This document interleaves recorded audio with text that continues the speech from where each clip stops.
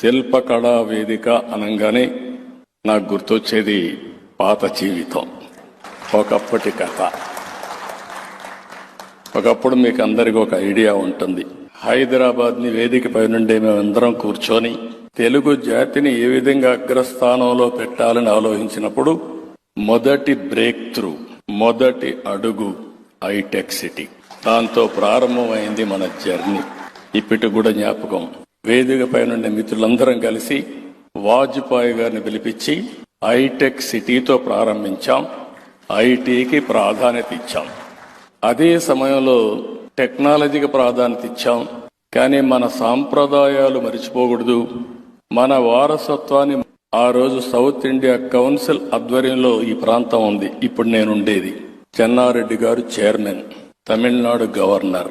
ఆయన ఒకటే అడిగాను, ఈ ప్లేస్ నాకు ఇమ్మని అడిగితే అడగంగానే ఈ ప్లేసు ఒక తీసుకోమని చెప్పి ఇచ్చారు. అక్కడి నుంచి అంత మునుపు మీరు చూస్తే రవీంద్ర భారతి ఒకటే ఉండేది. మనకు చిన్న హాల్, ఇమ్మీడియట్ గా ఒక కాన్ఫరెన్స్ హాల్ కావాలని శిల్పకళా వేదిక, శిల్పారావం ఈ రెండు కూడా అభివృద్ధి చేశాం. ఒక పక్క హైటెక్ సిటీ, ఇంకొక పక్క చుట్టుపక్కల ఐటీ కంపెనీలు, మధ్యలో మన సాంప్రదాయాల్ని ఎప్పటికీ గుర్తుపెట్టుకునే విధంగా శిల్పకళా వేదిక, శిల్పారావం ఏర్పాటు చేశాం.